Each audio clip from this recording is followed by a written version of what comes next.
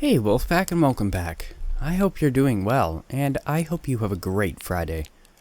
Today, we're reading I Survived Canada's Scariest Corn Maze, written by Polterkites. So, with that said, whether you're sitting around a campfire, on the night shift, or even laying in bed, let my voice soothe your nightmares.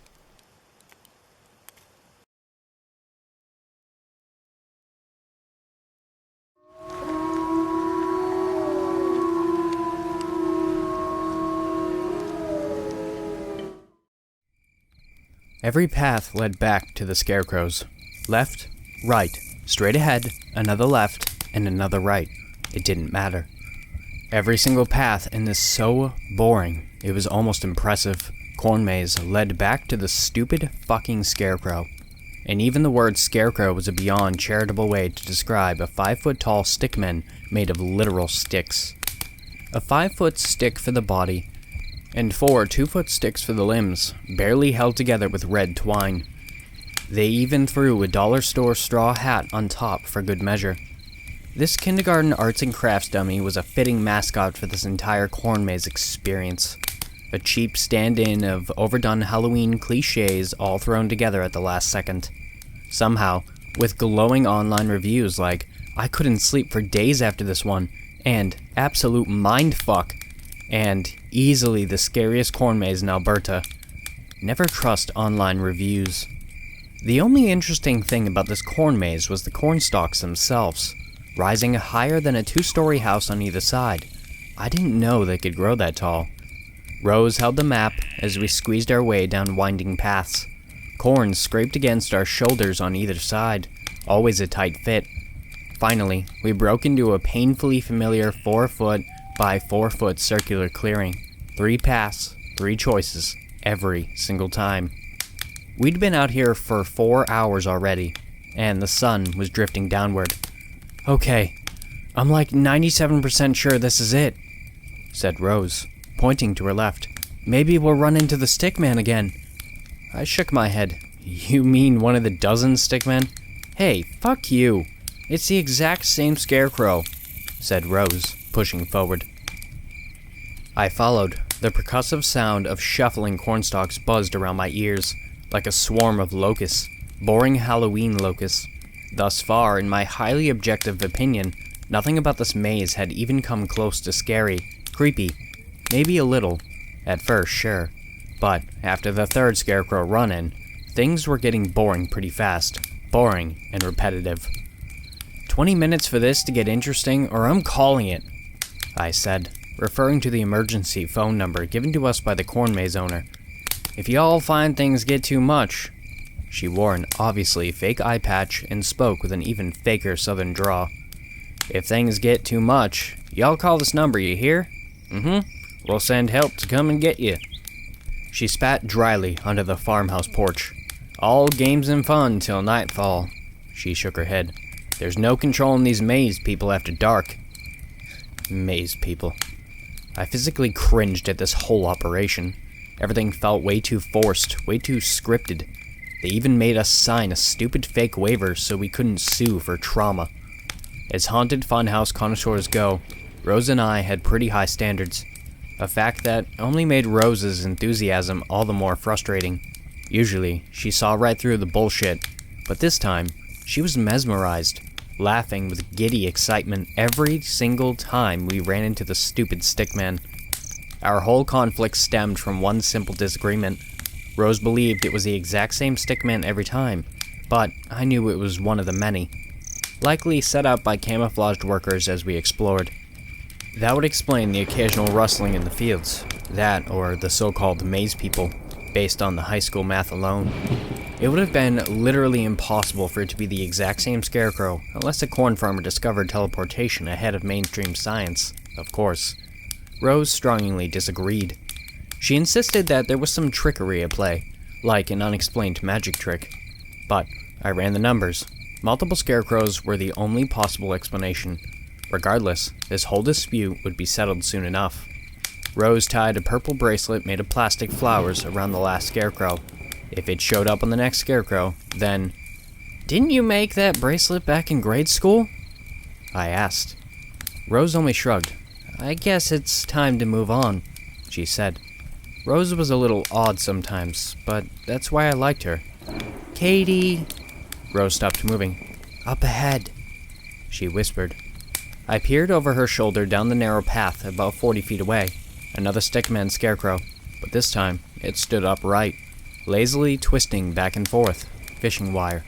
Spooky, I said, my voice dripping with sarcasm. Rose ignored me and stepped forward, and I followed. Suddenly, the scarecrow collapsed. Fuck! Rose hissed under her breath, genuinely startled. I chuckled.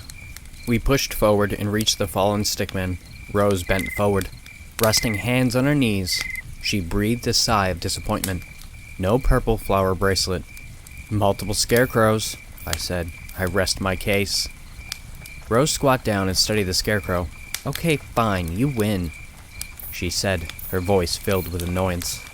It was getting darker now, daylight dimming as a red sun pulled down behind the gently swaying cornstalks. We should call it, I sighed. I don't want to be out here when the maze people show up, I said mockingly. Sure, said Rose, pushing back up the standing. She pulled out her phone, dialed the number, and set it to the speaker. A smooth tone rang out 3 times until someone answered. Hey, said Rose. It's the girls from earlier. We're stuck out here. No response. We leaned in closer. Now, the sound of breathing, hushed and frightened breathing, played out through the phone's speaker. We looked at each other. You okay? Said Rose. Shh! A voice on the other end hissed. We went quiet. Drowning beneath speakerphone static, staggering footsteps thumped against carpeted floor getting closer. Whoever held the phone suddenly took a quick breath inward, and the sound of breathing stopped. They were holding their breath. Unknowingly, I held my own breath as well. More silence followed. The faint static of background room tone, more thudding footsteps. An image crossed my mind. The image of a woman hiding under a bed, holding her breath as intruders wandered about the house. Whimpering cries, barely audible. At first, I thought it was the woman, but it wasn't. The people wandering around her house were crying, sniffling, and sorrowful. Some of them weeping now. More thudding footsteps, erratic, like drunks on a stormy ship. Each step louder than the last, getting closer, closer, and right beside the phone. More weeping, sniffing, and sobbing, like overzealous mourners at a funeral march. Right beside the phone, a short, stuttered exhale. Breathing. Whoever was hiding was no longer holding their breath.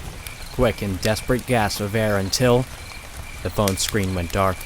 The call went silent. Rose tapped the screen, and nothing. She pressed down on the on button, but nothing. Battery's dead, said Rose. Our eyes met.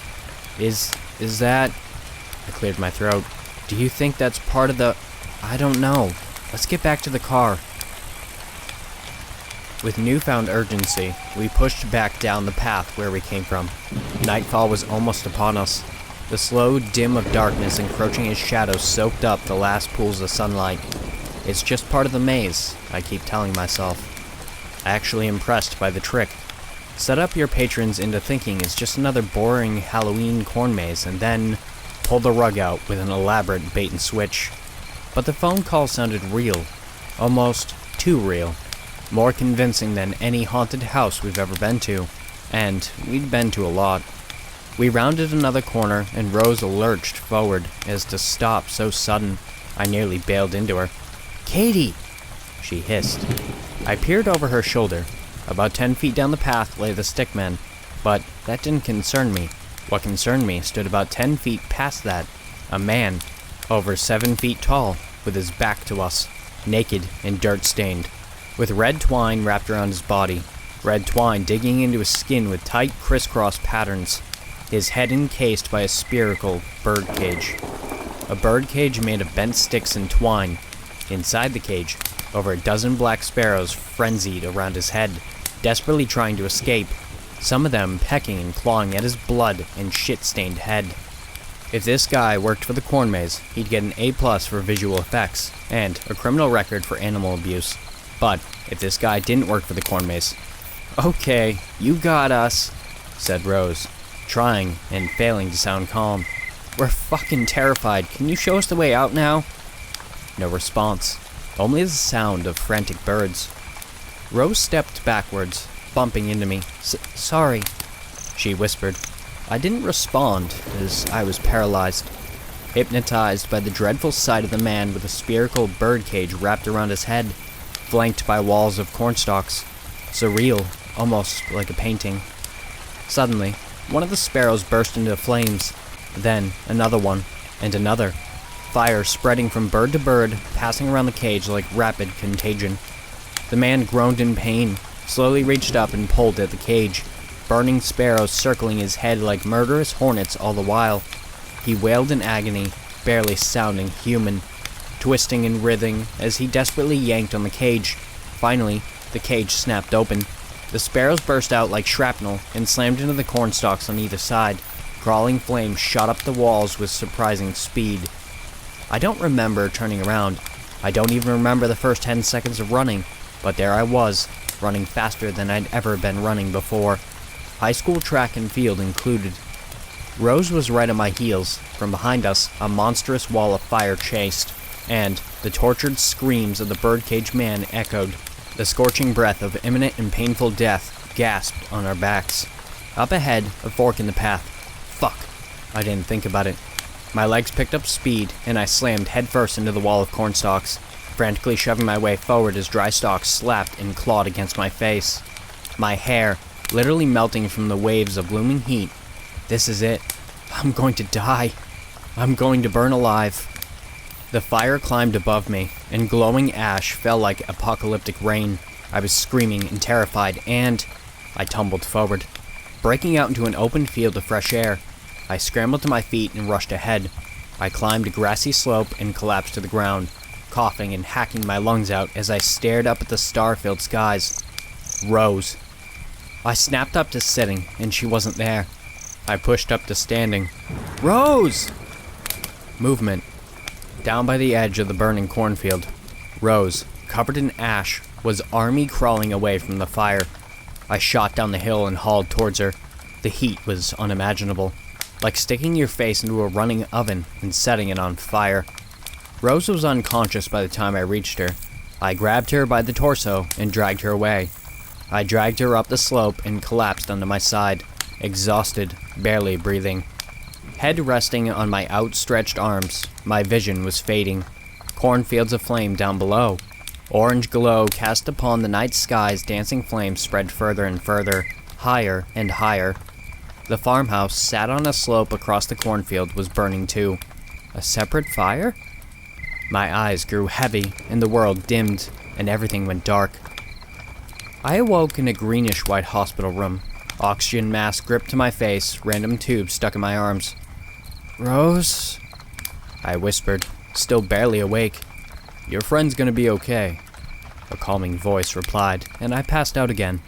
When I woke up, Rose was seated beside me. How are you already out of bed? I said, kind of annoyed. Rose smiled and shrugged.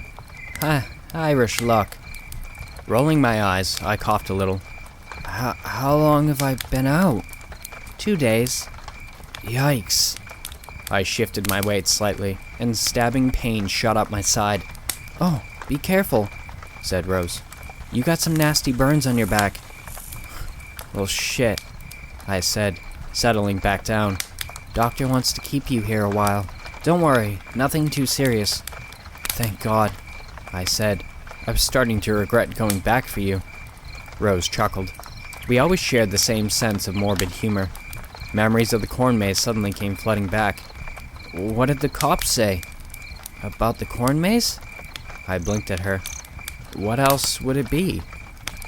She looked down at the ground. They didn't buy it. Fire department's still running a full investigation, but right now, they don't seem too concerned. Seriously? Yep, said Rose. I think I lost them at spontaneous combusting sparrows. I almost laughed. What about the house? I asked. The eye patch lady. They didn't find any bodies. What the fuck? That about sums it up, she said, crossing her arms and leaning back into her chair. There's one good thing, though. she turned back to me. I'd say we got our money's worth. I chuckled, and more pain shot up my side. Fuck you. Don't make me laugh. My bad, said Rose, turning red and looking down at the floor. A long silence followed, but it wasn't awkward.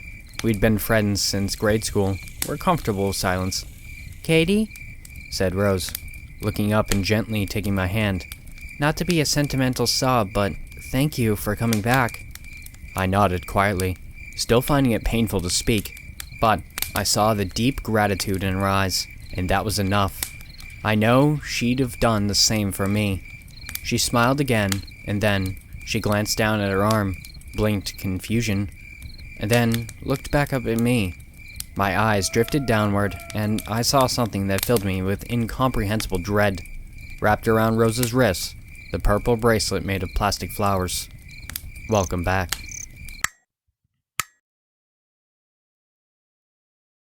Thanks for listening, Wolfpack. If you want to submit your own story, the links for my email and subreddit will be down below. I've also created a Discord, so if you want to join that, the link will be in the description down below as well.